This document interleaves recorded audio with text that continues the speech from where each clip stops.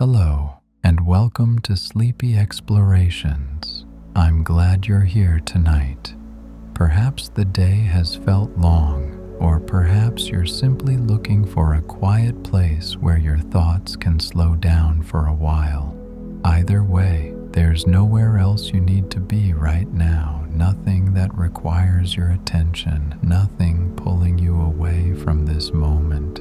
Tonight, we're going to drift gently over the mountains of Patagonia, a vast open landscape shaped by stone, ice, and slow-moving air. Here, peaks rise and fall beneath wide skies, glaciers rest quietly in their valleys, and the wind moves across the land without urgency. We'll glide slowly over ridges and lakes, across ice and open space, watching light shift softly across the mountains. Nothing dramatic will happen. Nothing needs to happen. We're here simply to observe, to move gently through this landscape, and to let its calm, steady presence settle over us. If your thoughts begin to wander, that's perfectly okay. If your attention drifts away from the words, that's exactly as it should be. You can listen as closely or as loosely as you like. You can allow sleep to come whenever it's ready. There's no right or wrong way to be here. Now, let us begin. Let us drift slowly and gently into the wide, quiet mountains of Patagonia. From high above, the mountains of Patagonia rest beneath a sky that seems to stretch without end. The peaks rise gently from the earth, their edges softened by distance, their slopes bathed in pale light. Here, the air moves slowly, a quiet presence that has passed over these ridges for longer than memory can hold. There is no hurry in this place. The wind drifts across the stone, patient and calm, carrying nothing but silence and the faint scent of cold water. As we glide forward, the landscape opens softly before us, revealing valleys that curve between the mountains like slow rivers of stone and ice. Time feels different here, quieter, as though each moment stretches a little longer than the last. The mountains do not announce themselves, they simply are. Their surfaces are worn smooth in places, textured in others, shaped by winds that move without urgency. Some peaks stand alone, wrapped in mist that clings to their shoulders like a quiet companion. Others gather in clusters, their ridges overlapping, creating soft shadows that shift as the light passes overhead. The wind moves between them, tracing invisible paths along the slopes, never rushing, never resting completely. It is a breath that belongs to this place, as much a part of the mountains as the stone itself. We drift with it, following no path in particular, simply moving as the air moves, carried forward by something gentle and unhurried. Below, a glacier stretches across a valley, its surface pale and smooth, almost luminous in the soft light. The ice moves, though you would never notice it from here. It slides forward so slowly that years pass between one shift and the next. Cracks run across its surface, forming delicate patterns that branch and fade like veins beneath skin. The edges of the glacier meet the stone with a quiet firmness, neither pressing forward nor pulling back, simply resting where the cold has held it.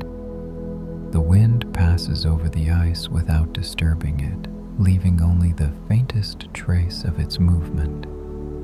There is something calming in the stillness of it, in the way the ice reflects the sky without effort, without change.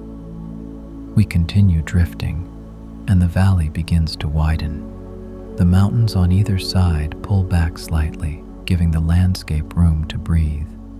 Small streams trace lines down the slopes, their water clear and cold, moving slowly over smooth stone. They gather in places, forming shallow pools that mirror the sky, holding the light for a moment before releasing it. The sound of water is distant, barely audible, more a feeling than a noise.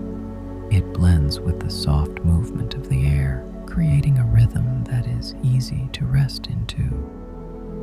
The light shifts gradually, though the change is so slow it feels almost imagined.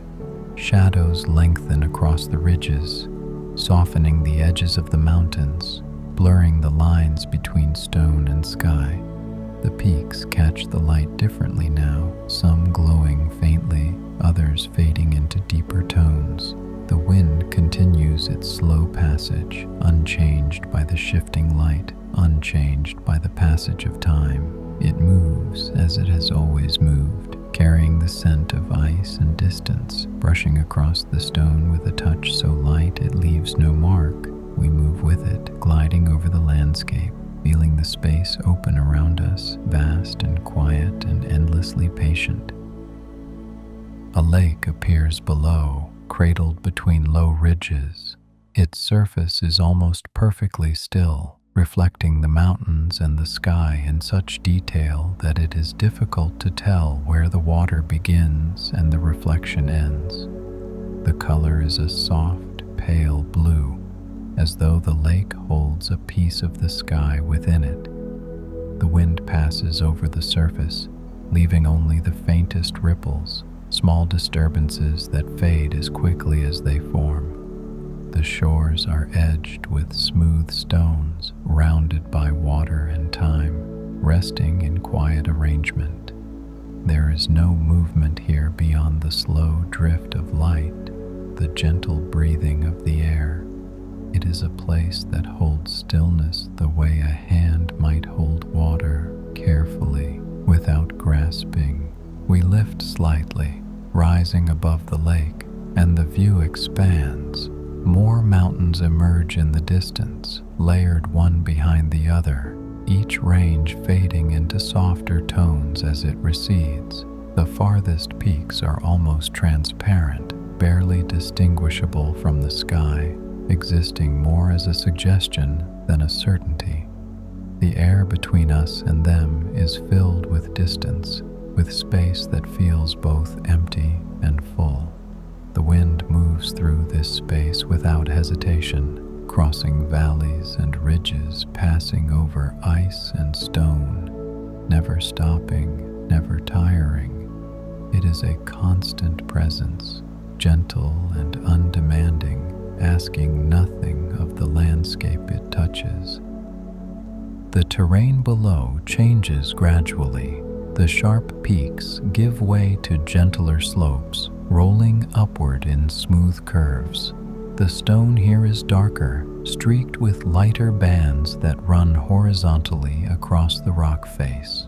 These lines tell a story written in silence, a record of layers pressed together over unimaginable stretches of time. The wind traces these lines without reading them, content simply to pass over their surface. Moss grows in sheltered places, soft patches of green that cling to crevices where moisture gathers. It is the only color besides the pale stone and the white of distant snow, a quiet accent in a landscape of muted tones. We drift lower now, closer to the valleys where the land softens. Grasses appear, pale and dry, bending slightly in the breeze. They move in waves, a slow rippling motion that mirrors the movement of water, though there is no water here. The grass is thin in places, giving way to bare earth, dark and rich, textured with small stones.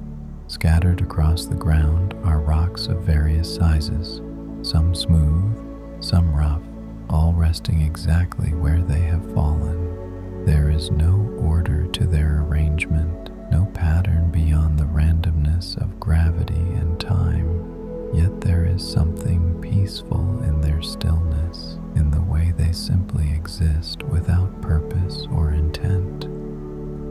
The wind continues its gentle passage, never ever growing stronger, never fading completely.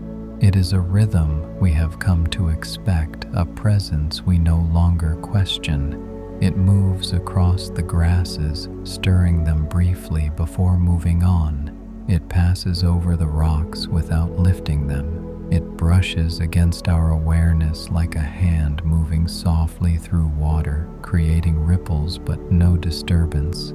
The mountains stand as they have always stood, patient witnesses to the wind's endless journey. They do not resist it.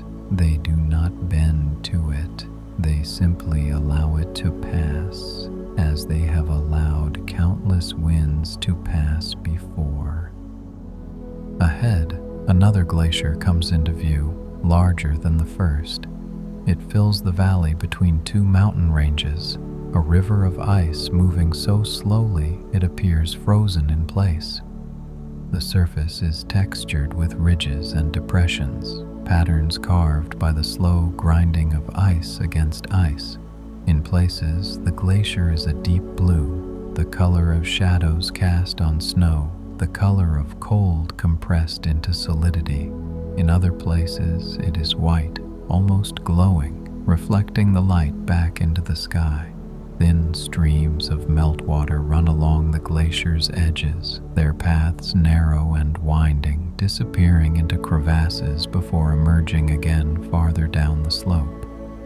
We follow the glacier's path, drifting alongside it, matching its pace, though we move through air and it moves through time. The mountains on either side rise steeply, their faces marked with vertical lines where water has carved channels into the stone. These channels are dry now, waiting for the next season when meltwater will flow down them again. The stone is dark gray, almost black in the shadows, lighter where the sun touches it. The contrast creates a pattern of light and dark, a slow shifting as the sun moves across the sky. The wind passes through these channels, funneling between the cliffs, but even here it remains gentle, a soft exhalation rather than a roar. The glacier ends at a lake, its front edge crumbling slowly into the water. Small pieces of ice float on the surface, drifting lazily, catching the light. They are sculptural in their irregularity, each one unique, shaped by the melting and refreezing that occurs at the boundary between ice and water. The lake is calm, its surface barely disturbed by the floating ice. The color deepens toward the center, shifting from pale blue near the shore to a darker, almost indigo tone where the water is deepest. The mountains surrounding the lake are reflected perfectly, their images doubled, creating a symmetry that feels both natural and impossible. We rise again, lifting above the lake, above the glacier, above the immediate valley. The view expands once more, revealing the full scope of the landscape. Mountains stretch in every direction, their peaks forming a jagged horizon that cuts across the sky. The sky itself is vast, a pale expanse broken only by thin wisps of cloud that drift slowly, carried by currents we cannot see. The clouds cast faint shadows on the mountains below, shadows that move across the stone like slow-moving thoughts. The wind continues its journey, invisible but ever-present, a constant companion in this quiet passage through open space. The light is softer now, the sun lower than before, though it never fully disappears from view. It hangs above the horizon, casting a golden glow across the landscape. The mountains absorb this light, their surfaces warming in tone, shifting from gray to amber, from white to pale gold. The shadows lengthen further, stretching across valleys, reaching toward distant peaks. The contrast between light and shadow becomes more pronounced, yet there is no harshness in it. Everything remains soft, muted, as though the landscape itself is exhaling, releasing the day gently into evening. We drift over a ridge and descend into another valley, this one narrower than the last. The mountains here press closer together, their slopes steep and unbroken. A river runs through the valley floor, its water swift but shallow, moving over a bed of smooth stones. The sound of the water is clearer here, a soft rushing that blends with the movement of the air. The river bends and curves, following the path of least resistance, carving its way slowly through the landscape. In places, the water spreads wide, forming shallow pools where the current slows. In other places, it narrows, flowing faster between rocky banks. The wind moves down the valley with us, channeled by the mountains on either side. It carries the scent of water, of stone, of cold air that has traveled across ice. It is a clean scent, empty of anything but the essential elements of this place. The mountains do not block the wind or redirect it. They simply guide it, allowing it to flow where it will, as they have done for as long as they have stood. The river and the wind move together, each following their own path, yet somehow part of the same rhythm, the same slow breathing of the land. The valley opens again, and the river spreads into a wider channel.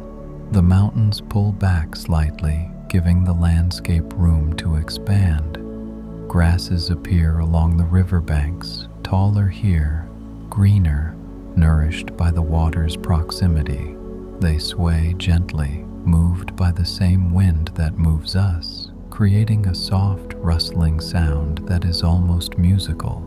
Small birds move through the grasses, though they are difficult to see, more suggestion than certainty. They do not fly away as we pass. They continue their quiet foraging, unbothered by the wind, unbothered by our presence. We continue forward, and the landscape begins to change once more. The mountains grow taller, their peaks sharper, more defined. Snow clings to their upper slopes, white against the dark stone, brilliant in the fading light. The snow is old, compressed by its own weight, turned to ice in places. It fills the high valleys, spilling down the slopes in slow-moving tongues that terminate in cliffs of blue ice. The wind passes over the snow without disturbing it, too gentle to lift even the finest particles. The snow remains where it has fallen, patient, enduring, waiting for the warmth that will eventually release it as water. The sky above is changing, though the change is gradual, almost imperceptible. The pale blue deepens slightly, shifting toward a softer tone, a color that exists somewhere between blue and gray. The clouds thicken in places, their edges blurred, their forms indistinct. They move slowly across the sky, driven by winds high above, winds we cannot feel from here. The light filtering through the clouds is diffuse, spreading evenly across the landscape, eliminating harsh shadows, softening everything it touches. The mountains appear gentler in this light, less imposing, more welcoming. We drift higher, rising above the peaks, above the snow, until the entire landscape is visible below us. The mountains form patterns, lines and curves that ripple across the earth like frozen waves. Between them, valleys cut deep, filled with shadow and ice. Lakes dot the landscape, small pools of reflected light scattered across the stone. The scale of it is difficult to comprehend, yet there is no need to comprehend it. It is enough simply to see it, to allow the vastness to exist without trying to contain it or measure it. The wind moves through this vastness without hesitation, touching everything, claiming nothing. The light continues to fade, the sun sinking lower, its glow spreading across the horizon. The mountains catch this last light, their peaks illuminated while the valleys fall into deeper shadow. The contrast creates a sense of depth, a layering of light and dark that gives dimension to the landscape. Yet, there is no drama in it, no urgency. The transition from day toward evening is as gentle as everything else here, a slow shift that happens without announcement, without fanfare. The wind continues unchanged, neither responding to the light nor affected by its absence. We descend slowly, returning to the valleys, moving closer to the stone and ice. A small lake appears below, its surface dark and still. The mountains surrounding it are steep, their slopes dropping directly into the water. There are no beaches here, no gradual transitions. The stone meets the water cleanly, definitively, creating a sharp line between solid and liquid. The lake is deep, its bottom invisible, lost in shadow.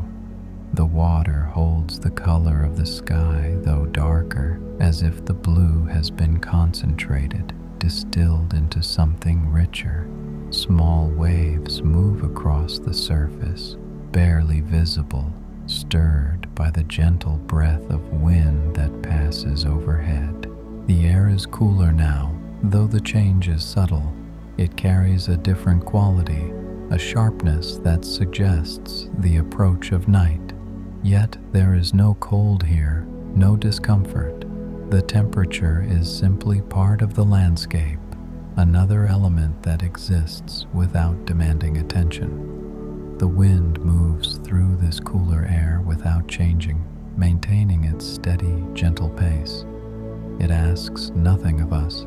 It simply continues, as it has continued since before we arrived, as it will continue long after we have passed.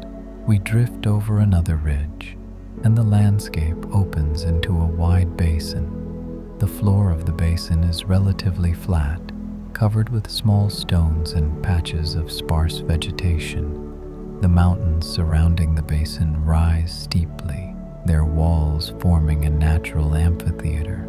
The scale is immense, yet the space feels intimate, protected. The wind moves through the basin in slow circles, touching the walls, crossing the floor, rising again toward the ridges. It creates a gentle circulation, a breathing motion that fills the space with quiet movement. In the center of the basin, a small stream meanders slowly. It is barely visible, more a suggestion of water than a definable channel. The stream reflects the sky in fragments, small mirrors scattered across the ground. Where the water pools, the reflection is clearer, holding the image of clouds and mountains for a moment before the gentle current carries it away. The sound of the water is almost inaudible, a soft whisper that blends with the movement of air and the distant rustle of grasses. We rise again, lifting slowly out of the basin, climbing back toward the peaks. The mountains seem endless, range after range stretching into the distance. Each one is similar to the last, yet each is unique, shaped by its own particular combination of wind and water, ice and time. The repetition is calming, a visual rhythm that needs no explanation, no analysis. It is enough to see it, to pass through it, to allow the patterns to exist without trying to understand them. The wind continues its passage, unchanged and unchanging. It has been our constant companion, though we have barely noticed it. It is neither strong enough to demand attention, nor absent enough to be missed. It is simply there, a presence that defines the movement of this place without overwhelming it. The mountains stand firm beneath its touch. The lakes reflect the sky without rippling. The ice remains still. Everything exists in a balance so perfect it seems almost impossible. Yet here it is, sustained moment after moment after moment. The light is very soft now, the sun hidden behind distant peaks. The glow remains, spreading across the sky in pale bands of color, too subtle to name, too gentle to capture. The mountains are silhouettes against this glow, dark shapes that rise and fall along the horizon. The details have faded into shadow, leaving only the essential forms, the fundamental shapes that define this place. The wind passes over these shapes without seeing them, content simply to move, to flow, to continue its endless journey across stone and ice and sky. We drift onward, moving with the wind, carried by its gentle current. There is no destination, no endpoint we are trying to reach. The journey itself is everything, the slow passage through space, the gradual unfolding of landscape after landscape. Time has lost its meaning here. Minutes could be hours, hours could be minutes. It no longer matters. The only constant is movement, slow and steady, guided by the patient breath of wind that has carried us this far and will carry us further still. The mountains remain solid and enduring. The wind remains soft and constant, and we remain drifting between them, part of the landscape now, part of the quiet rhythm that defines this place. There is nothing to do but continue, nothing to seek but the next valley, the next ridge, the next glimpse of stone and sky. And so we drift, gently, peacefully, through the mountains of Patagonia, where time moves slowly and the wind never rests. The mountains remain, the wind continues. Stone rises and falls across the land in quiet ridges, resting beneath wide skies and open space. You can rest now, fully and completely, held by steady ground and gentle air, carried by slow movement and vast silence, safe in the knowledge that nothing here will disturb you. Nothing asks for your attention. Nothing needs your vigilance. Just rest, just breathe, just let go and sleep.